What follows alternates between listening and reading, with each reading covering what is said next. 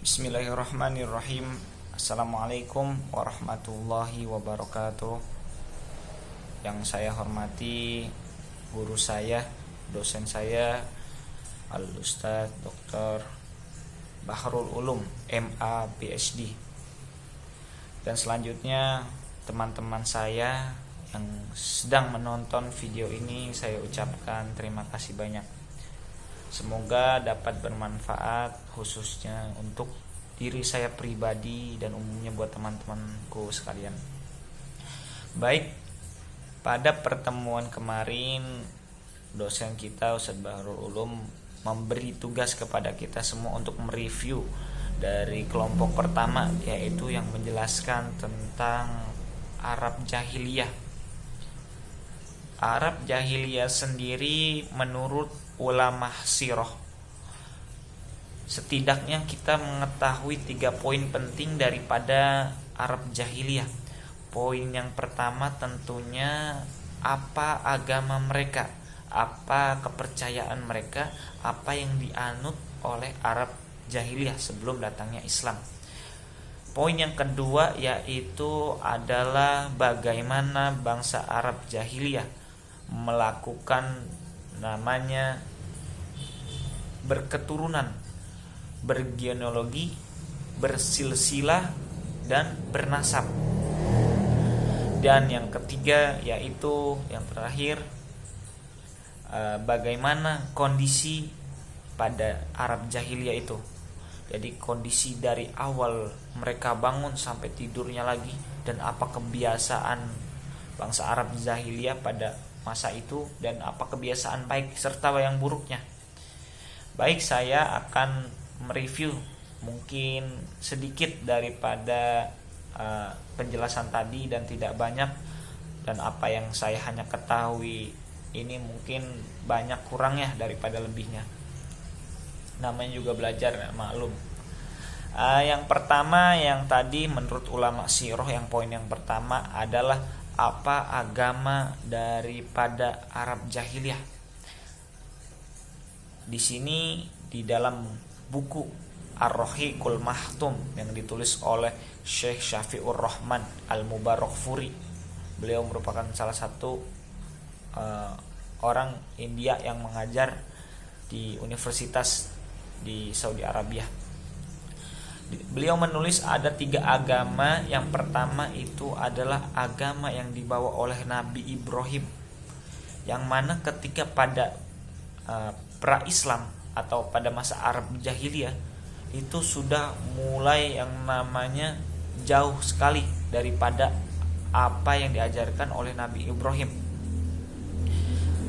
Di salah satu contohnya, orang-orang yang ketika itu mengaku sebagai agama Hanafiyah itu sudah melenceng jauh dari tuntunan tentang akhlak yang mulia. Selanjutnya kedurhakaan mereka tak terhitung banyaknya, dan seiring berjalan waktu mereka berubah menjadi penyembah berhala atau paganisme, orang-orang paganis. Sebagaimana yang kita ketahui dulu ketika waktu kita SD, kita belajar tuh nama-nama berhala. Menurut ulama sirah kurang lebih ada 360 berhala, dan masing-masing berhala itu mendiami satu kabilah daripada bangsa Arab Jahiliyah. Di antaranya kita tahu yang pertama Lata, Mana, Uzza, Ham, Sam, Bal, dan masih banyak yang lainnya daripada nama-nama berhala tersebut. Selanjutnya ketika mereka ditanya, apakah kamu percaya kepada Allah? Tentu mereka jawab percaya. Tetapi yang membedakan kepercayaan kita dengan kepercayaan bangsa Arab Jahiliyah, mereka mensekutukan Allah, mereka mensyirikan Allah, mereka menduakan, mentigakan, bahkan mereka mempunyai kepercayaan yang lainnya. Seperti apa yang disebutkan dalam ayat Al-Qur'an, surat Az-Zumar ayat ke-38, itu dijelaskan, Bismillahirrahmanirrahim, wala in sa'altuhum man khalaqas samawati wal ard wa layakulunna. Jadi layakulunna Allah. Dan sesungguhnya jika mereka ditanya, jika bertanya kepada mereka, siapa yang menciptakan langit dan bumi, man khalaqas samawati wal ard wal layakulunna Allah, dan mereka menjawab Allah. Tetapi seperti apa yang saya jelaskan tadi, yang membedakan kepercayaan mereka dengan kita adalah mereka mensekutukan Allah dan kita tidak boleh mensekutukan Allah. Selanjutnya, agama yang selanjutnya yang ditulis oleh Syekh Syafi'ur Rahman Al-Mubarakfuri adalah agama Yahudi. Agama Yahudi ini menjelma menjadi orang yang angkuh, sombong, dan pemimpin-pemimpin mereka menjadi sesembahan selain Allah. Kita tahu di dalam sejarah peperangan Rasulullah ada satu perang yang juga merupakan perang yang besar, yaitu perang Khaybar, di mana Yahudi, yaitu kaum Yahudi, kalau nggak salah Bani Nadir, itu membuat fitnah sehingga kaum muslimin menyerang daerah Khaybar, yaitu letaknya 150 km daripada kota Madinah. Selanjutnya, agama yang terakhir adalah agama Nasrani. Nah, agama Nasrani sendiri pun telah berubah menjadi paganisme yang sulit dipahami dan menimbulkan bercampur adukan antara Allah dan manusia.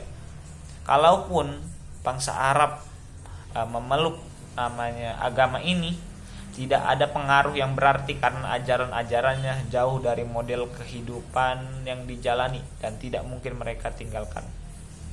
Nah, selanjutnya yang poin yang kedua yaitu adalah bagaimana bangsa Arab jahiliyah melakukan hubungan genealogi atau bersilsilah, bernasab, dan berkeluarga. Di sini ada hadis dari Imam Al-Bukhari. Beliau meriwayatkan daripada Sayyidah Aisyah radhiyallahu anha. Disebutkan dalam hadisnya, pernikahan pada masa jahiliyah ini terdiri daripada 4. Yang pertama, pernikahan, yaitu seperti seseorang laki-laki mendatangi lelaki yang lain dan dia berkumpul. Selanjutnya, dia mengadakan kesepakatan, lalu dia pergi ke rumah wanita yang dia sukai, dan di bawah perwaliannya atau anak perempuannya, kemudian ia menentukan maharnya. Selanjutnya mengadakan pernikahan. Inilah pernikahan yang dilakukan oleh Nabi kita, Nabi Muhammad SAW, dan pernikahan yang dilakukan oleh para nabi. Jadi ini merupakan pernikahan yang benar yang diajarkan dalam syariat Islam. Selanjutnya, pernikahan yang kedua yaitu seseorang laki-laki berkata kepada istrinya. Jadi si suami ini berkata kepada istrinya ketika ia sudah suci dari haidnya.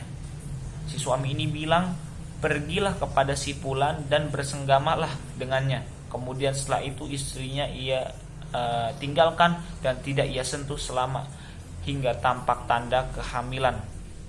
Jadi bukan mahramnya. Jadi istrinya ini disuruh pergi ke seseorang laki-laki, yang mana dia pergi ini kepada seseorang lelaki yang dianggapnya pintar, yang dianggapnya mempunyai kegantengan yang bagus dan lain sebagainya. Selanjutnya, ketika udah tampak hamil, nah si suami masih berselera kepadanya, maka ia akan menggaulinya. Hal tersebut dilakukan hanya lantaran ingin mendapatkan anak yang pintar. Pernikahan semacam ini dinamakan dengan nikah istibda. Na'udzubillah, summa na'udzubillah.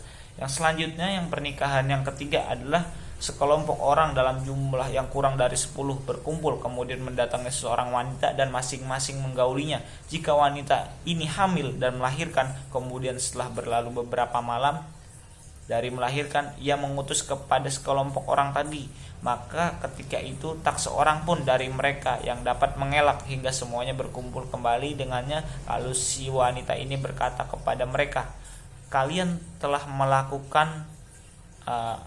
mengetahui apa yang telah kalian lakukan, dan aku sekarang telah melahirkan, dan dia ini adalah anakmu, wahai si fulan. Jadi si wanita ini nunjuk dari 10 orang tadi, dan nunjuk, nih anakmu, dia bilang kayak gitu. Terus si laki-laki yang dia tunjuk ini gak boleh mengelak, dan anak itu dinasabkan kepada lelaki tersebut.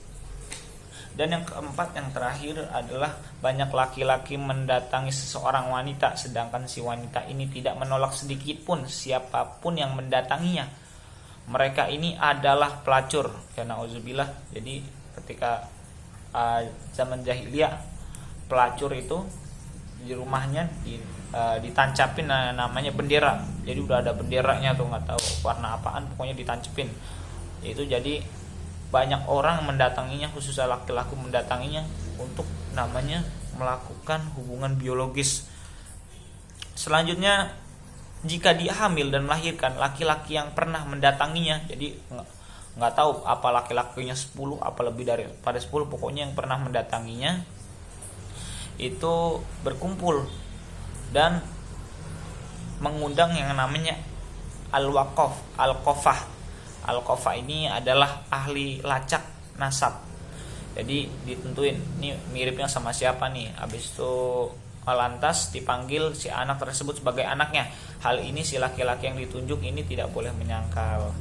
Nah, ketika Nabi Muhammad SAW menerima syariat, dan dari 4 pernikahan ini 3 pernikahan tersebut dilarang, bahkan diharamkan dalam syariat Islam, dan hanya 1 pernikahan yang diperbolehkan, yaitu pernikahan yang pertama tadi.